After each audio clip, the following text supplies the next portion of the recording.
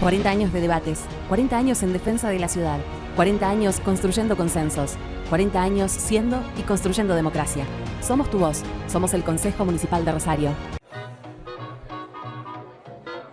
Televisión Regional se acerca hasta el Museo de la Ciudad para hacer un trabajo que va a reflejar una etapa muy importante en la vida de los rosarinos, en la vida de esta ciudad que creció junto a todo esto que Nicolás, el director de esta institución tan nuestra, tan rosarina, nos va a ir guiando y extendiéndose en los temas. Bueno, hola, buenas tardes. La verdad que es un placer recibirlos. Gracias Raquel por venir. Tenemos una muestra que se llama Historias de Metal, del taller a la ciudad, y tomamos un periodo que va de 1939 a 1962. Es en vínculo con lo que es la Asociación de Industriales Metalúrgicos de nuestra ciudad. Es la historia de esos metalúrgicos, sobre todo desde esa idea que yo decía en el título, ¿no? del pequeño tallercito, del pequeño torno a las grandes empresas que existen hoy en nuestra ciudad, que atraviesan un periodo más que significativo. Bueno, ¿nos invitas, Nicolás, a recorrer la muestra y a contarnos todo lo que le vamos a transmitir a nuestros televidentes? Totalmente, así que tenemos mucho para ver y los invito a recorrerla.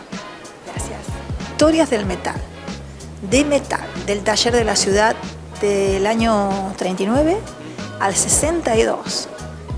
Qué pedacito de historia, ¿no? Es un pedacito de historia, la verdad que para la industria metalúrgica muy fructífero, porque es un momento que se lo recuerda como esta cuestión de transición de pequeños grupos, sobre todo vinculados a lo que tiene que ver con las inmigraciones, y que venían a realizar un oficio y que se aventuran en Rosario a empezar a desarrollar esta cuestión de la industria metalúrgica, de distintos rubros. En esta primera sala lo que podemos ver es un poco una presentación, pero una presentación muy significativa. La historiadora de la muestra se llama Silvia Simonazzi, es una experta en lo que tiene que ver con la industria metalúrgica, investigó sobre todo el periodo 39, que es cuando comienza la guerra, y que tiene que ver también con ese desarrollo interno que tiene la industrialización en Argentina y especialmente en Rosario, y el corte es en 1962, entendiendo también ese proceso de finalización del desarrollismo como un periodo, si se quisiera abordar, de muchos vaivenes, sobre todo en la industria, pero con un desarrollo continuo. Y lo que se puede apreciar es directamente una imagen de un obrero, es un gran mural que es de Paino, son dos hermanos, es Guillermo y Godofredo Paino, y tiene la característica de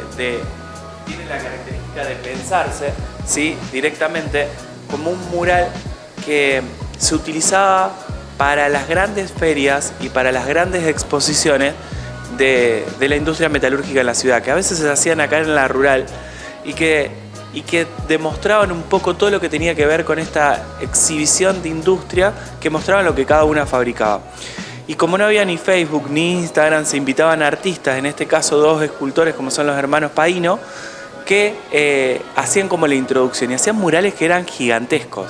Y nosotros hicimos una investigación muy exhaustiva de estos murales, porque eran todos monocromáticos. Entonces invitamos a dos artistas que son Lichi Urtiaga y Marlene Zuriaga, que son muy conocidos porque hicieron los murales de Messi en nuestra ciudad, a ver si podían interpretar esos murales, y de alguna manera esos murales fueron recreados con una paleta de colores cercana a la década del 40. Se dice que estos artistas estuvieron influenciados también, como muchos otros muralistas, por Siqueiros, por ejemplo, y responde a un periodo muy interesante en donde la escena de ingresar a una exposición metalúrgica con un obrero que está mirando hacia el futuro, si vemos la sala es que ese obrero que pone la mano como mirando, como intentando mirar hacia lo lejos, ve en la otra pared un afiche de la empresa Gema,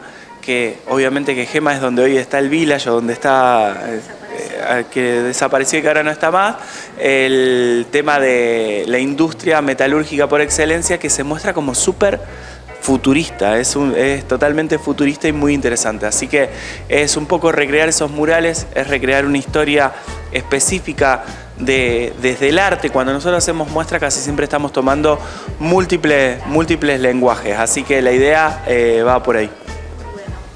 También, Nico, es muy caro a nuestros sentimientos hablar de la historia de las industrias desde distintas situaciones que han pasado, ¿no? Conociendo la realidad económica y política y social que venimos viviendo. Recién decíamos Gema, una empresa que desapareció, y también ahora rescatamos 2 empresas que viven todavía, que están latentes. Y que surgen en el periodo.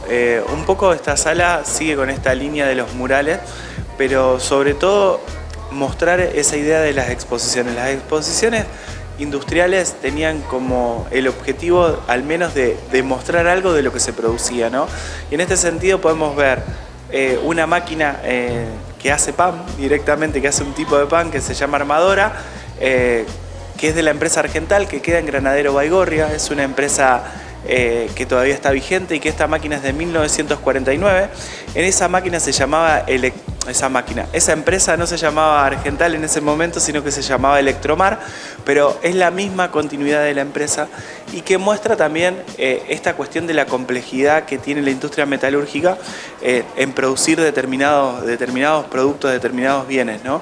Y en otro caso es la empresa Iturrospe, que lo que más puedo destacar, además de que la empresa no para de producir y de trabajar en distintos bienes, es en el peso de lo que nos costó entrar esta prensa al museo. Directamente toda la empresa estuvo a disposición porque es una de las primeras prensas que fabrican y habla más lo que nosotros nos encontramos en esta experiencia de contar la historia de las industrias, es con la historia familiar, ¿no? Con lo que le pasa a esas personas que fueron las primeras que crearon la empresa, que trajeron los conocimientos, que se animaron a invertir, que lo hicieron, que dieron trabajo y se convirtieron en grandes empresas y que desarrollaron maquinaria de complejidad de un momento que marcó sobre todo la industria de nuestra ciudad. Y todo esto se exhibía en estas exposiciones que, como te dije antes, se hacían en la rural, pero que estas 2 máquinas un poco reflejan este espíritu expositivo de lo que hacían esas empresas, y es en vinculación directa con la Asociación de Industriales Metalúrgicos, que agrupa entre ellas a Iturrospe, Argental, pero que es el aliado directo en esta muestra. O sea, no lo dije antes, pero lo digo ahora, esta muestra surge no tanto por el museo, sino porque AIM, esta asociación, cumple 80 años. Entonces, ¿qué mejor excusa que hablar de la industria metalúrgica con ese aniversario? Claro, sí. Introducir a nuestra gente de la ciudad al conocimiento, ¿no? De dónde venimos, porque esta es la base de la economía de nuestra ciudad y de la zona. Es la herencia económica que recibimos. Cuánto esfuerzo, cuánta dedicación, cuánta inventiva y cuánto ponerse a prueba, ¿no? Porque detrás de las casas de familia improvisaban talleres, ¿no es cierto?, donde hacían las maquetas, inventaban para generar trabajo, ¿no? Totalmente, y se pueden ver algunas maquetitas de prensa, de tornos acá en la sala, pero te iba a mencionar, Raquel, que me acordé que rescatamos una cinta de 1950 que no es de 8 milímetros, sino creo que es 15 milímetros, y que encontramos un señor muy en la zona oeste de Rosario, el único que tenía una máquina para poder rescatarla, dura 4 minutos y nos muestra un poco ese proceso de cómo eran las exposiciones, que sobre todo estaban vinculados a lo que hablábamos un poquito antes, que tiene que ver con lo agrícola, ¿no? Cómo influye la industria metalúrgica en las transformaciones y en la tecnificación del campo. Esa era una de las cuestiones que se mostraba muchísimo en lo que eran las exposiciones, que no es el caso de Argental y de Iturrospe, sino de otras empresas que son muy conocidas en nuestra ciudad. Sí. Y relacionándolo con el interior, conozco la movida de las empresas, el nacimiento de las empresas de las parejas, Armstrong, Marco Juárez, ¿no? Que nacieron como estas, muy chiquititas, a veces 1 o 2 personas, incorporándose horas y horas de trabajo detrás de su casa para poder transformar ese taller ahora son grandes empresas. Hay varias empresas de las parejas que subsisten y son fantásticas. Yo te voy a spoilear un poquito la muestra porque ahora cuando recorramos vamos a salir en algún momento al patio y ahí nos vamos a encontrar con una de las primeras sembradoras que hizo la empresa Giorgi, que no queda en Las Parejas pero queda muy cerquita acá de Rosario en Fuentes, y que la pudieron traer. Ahora después les voy a contar la hazaña de cómo la ingresamos porque es impresionante el peso, pero también el estado de conservación. Lo que nos pasó es que encontrar maquinaria o encontrar herramientas en condiciones también fue un desafío, ¿no? Así que para nosotros no solo el transporte, abordar en los museos un traslado de una escultura, de una pintura es totalmente natural, pero trasladar una prensa no es algo que es tan sencillo, y los metalúrgicos en ese sentido trabajaron con el museo codo a codo para que lo que ellos tenían en sus empresas se pueda ver reflejado en la muestra, así que es muy interesante. Y ahí la importancia y el valor que le damos a esta muestra, y que seguramente los visitantes, las escuelas van a saber valorar, porque como vos decís, es todo un esfuerzo puesto a disposición desde lo privado y también desde el museo, ¿no? que funciona como dependencia municipal. Sí, depende de la Secretaría de Cultura de la Municipalidad de Rosario, y es un museo público gratuito que tiene la oportunidad de contar distintas historias. Vos decías antes, en su momento nos encontramos con el SWIFT. Bueno, ahora estamos con la industria del metal y es como que los temas que puede tomar el Museo de la Ciudad son infinitos. Sí, en este sentido, los aliados en este caso son las empresas metalúrgicas, pero los actores pueden variar y el museo puede vincularse de la mejor manera para contar determinados procesos históricos que son formadores. Nosotros venimos, como vos decías, trabajamos con las obreras del SWIFT, pero también trabajamos con las empresas de construcción, como fue el caso de Candia, que Candia fue la que hizo La Favorita. Entonces digo, hemos hecho distintas muestras y en este caso nos toca la metalurgia, que es un desafío para nosotros apasionante, así que estamos muy, muy contentos. Nicolás, es bueno recordar también que nosotros fuimos los primeros exportadores de trigo desde Rosario al mundo.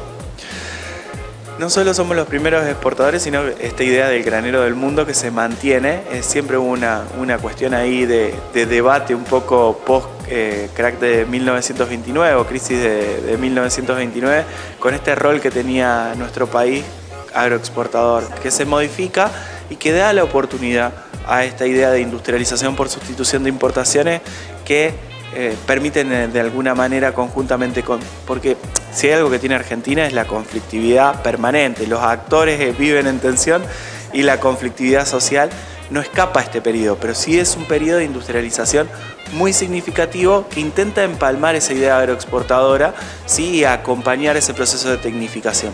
Claro, y con recursos propios, humanos sobre todo, la inventiva de la gente, muchos inmigrantes que llegaron con mucha capacidad inventiva, ¿no? Con ganas de hacer. Y bueno, esta gran producción que se genera desde el campo, como la exportación de trigo, eso alienta y le da vuelo y alas a los trabajadores, ¿no?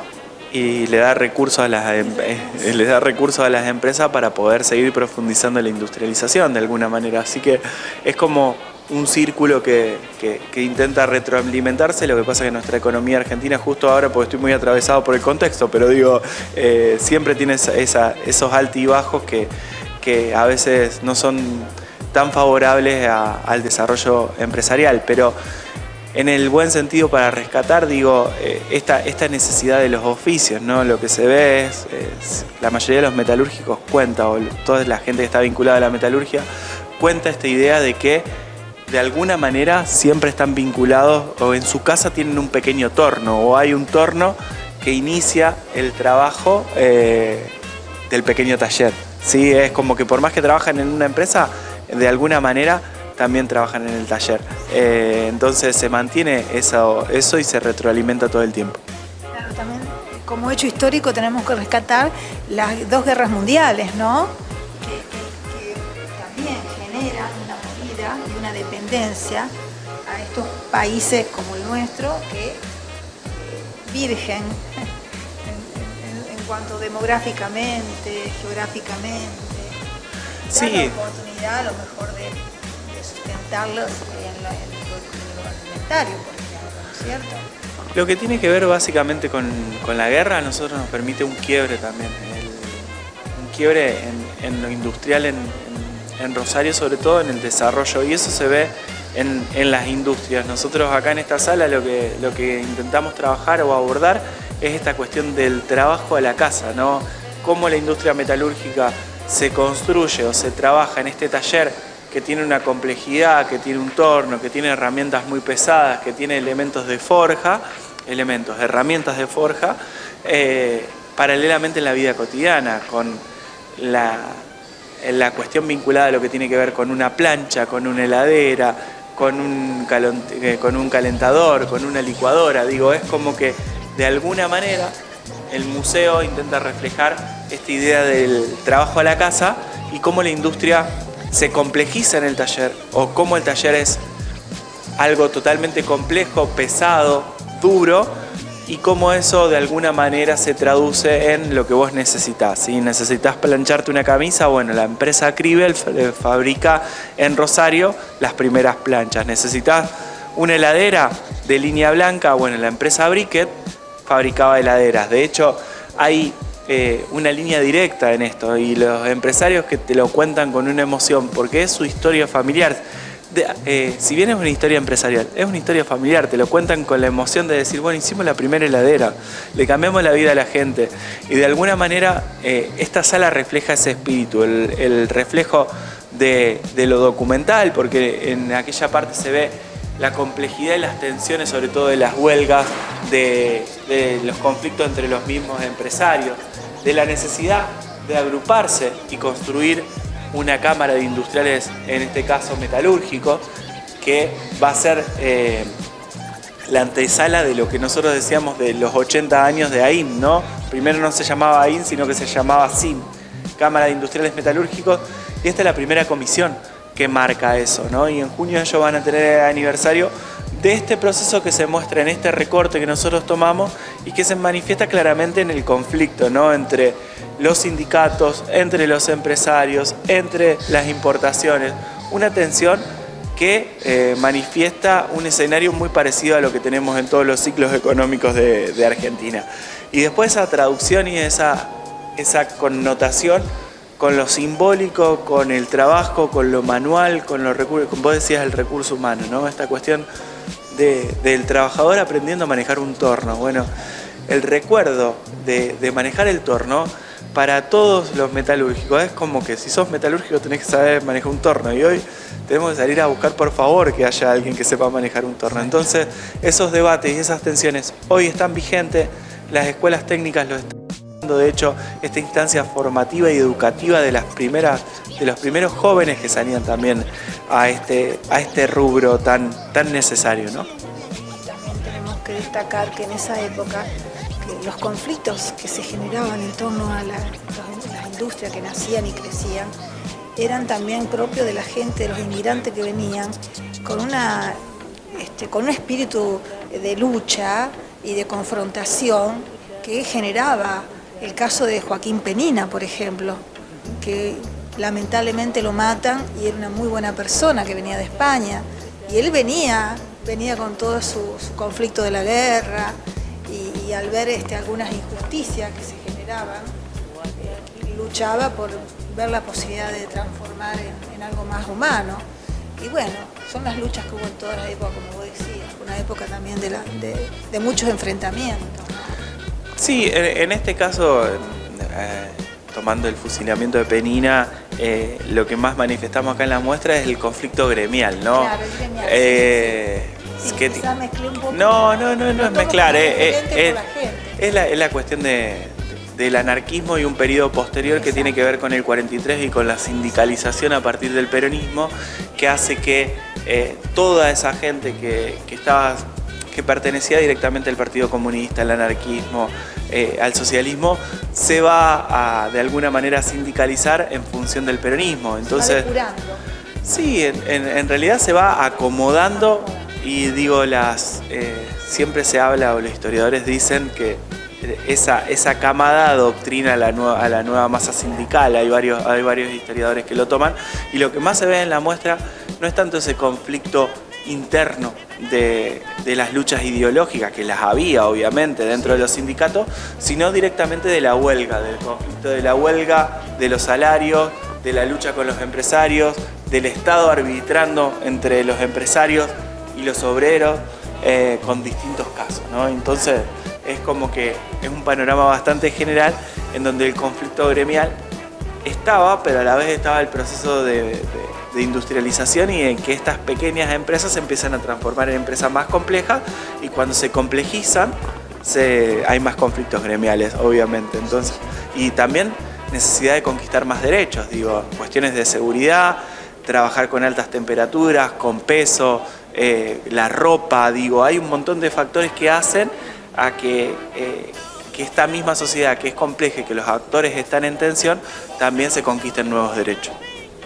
Hay muchas herramientas que corresponden a lo que son los talleres centrales de la municipalidad, que tienen una sección de herrería en donde se ven distintas herramientas que sirven para la forja, y específicamente hay un torno de la empresa Conde, que fue el primero que hizo la empresa y que hizo más de 2000 tornos en esa época, y muestra también la precisión y la calidad. Era como que el trabajo de realizar tornos era específico y requería también una precisión y un trabajo muy minucioso que hacía que la marca también y la empresa garantice la calidad del tipo de torno que se estaba comprando. De hecho, es lo mismo que con la prensa de Iturrospe, casi fue muy complejo ingresarla a la sala, pero la misma empresa, o sea, Miguel Conde, nos ayudó a que esto con su empresa ingrese a la sala, porque cuando hablamos de este tipo de herramientas hablamos de pesos que son muy difíciles y marcan también un periodo, están anclados en la década del 50, son los primeros tornos. Es esto de recuperar la historia familiar individual de cada empresa, porque por más que hoy sean empresas muy exitosas y muy grandes, nacieron de esta cuestión de la pequeña empresa que empezó a desarrollar tornos y que se convirtieron en grandes por la calidad de lo que producían, ¿no? Y son referentes cada uno en su rubro, como lo esconde en el tema de los tornos, como lo escribe en el tema de las planchas. Y si me acompañás te muestro la heladera, que la restauró, no la restauró el museo, la restauró la misma empresa Briquet, porque para ellos no estaba en óptimas condiciones y la dejaron impecable la heladera. Pero bueno, y si alguien quiere tomar una cervecita de época o lo que sea, también se puede encontrar. No, eso es más que nada un chiste, pero sí, la empresa se esforzó muchísimo en los detalles. Ahí está la cerveza de Schlau, que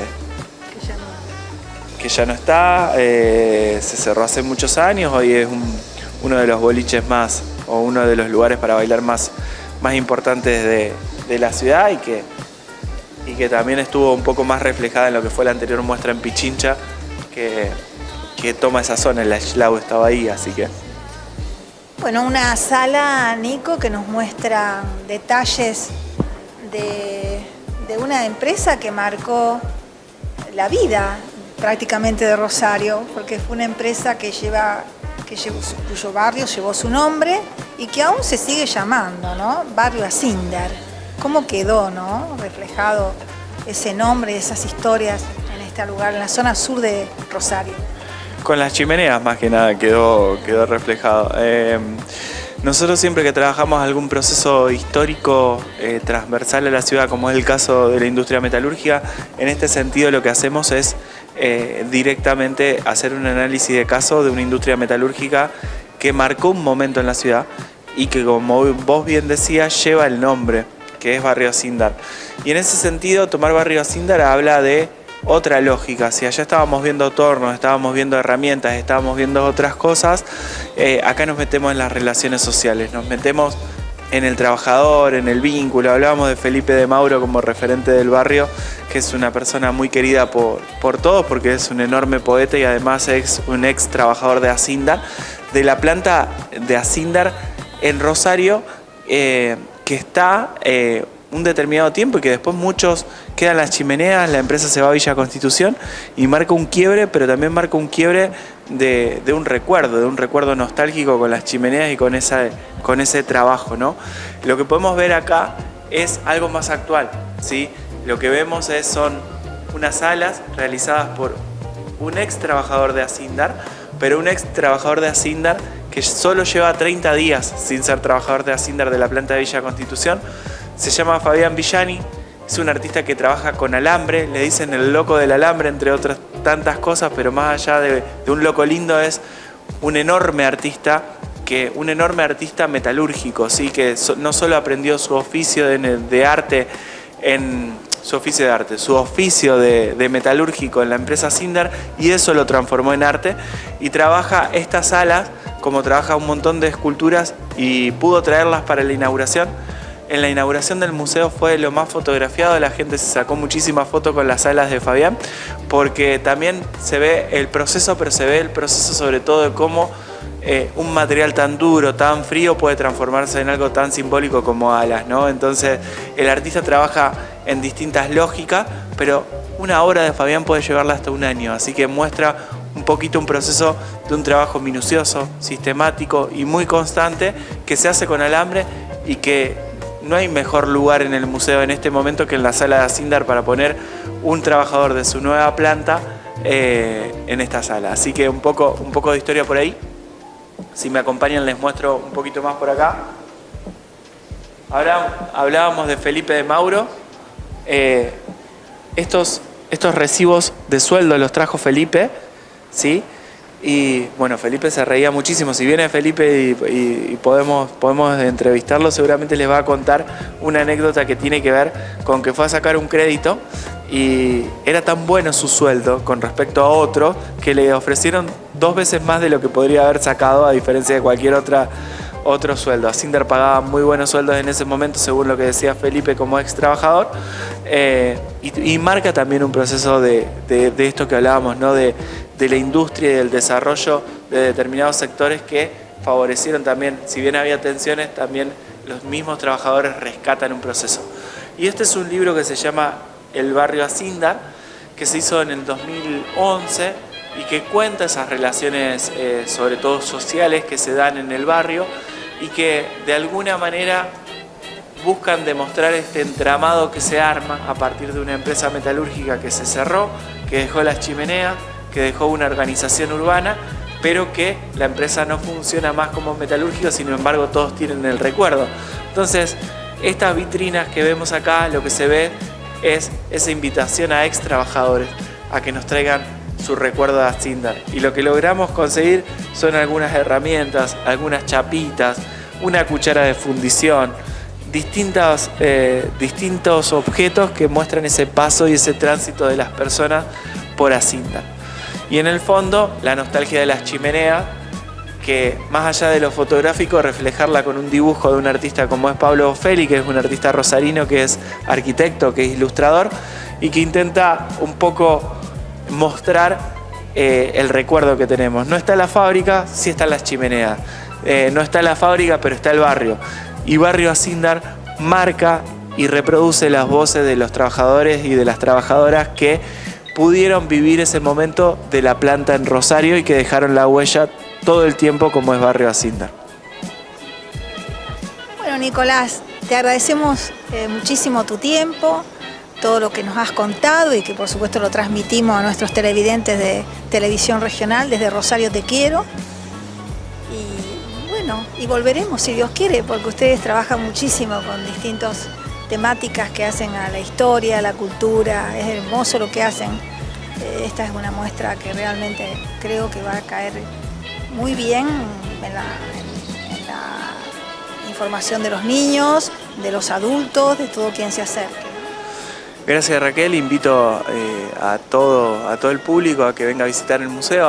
Abre de miércoles a sábados, de miércoles a viernes de 12 a 18, sábados de 10 a 18 y domingos de 9 a 18 también en el marco de Calle Recreativa. Así que esta muestra está hasta fines de agosto, así que los esperamos para que vengan a verla. Es una muestra muy interesante y que tiene muchas capas de sentido y que permite entender un determinado periodo de la historia, pero también conjugar mucho con la actualidad, que es lo que más intentamos.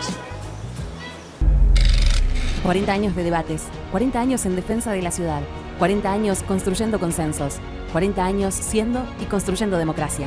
Somos tu voz, somos el Consejo Municipal de Rosario. 40 años de debates, 40 años en defensa de la ciudad, 40 años construyendo consensos.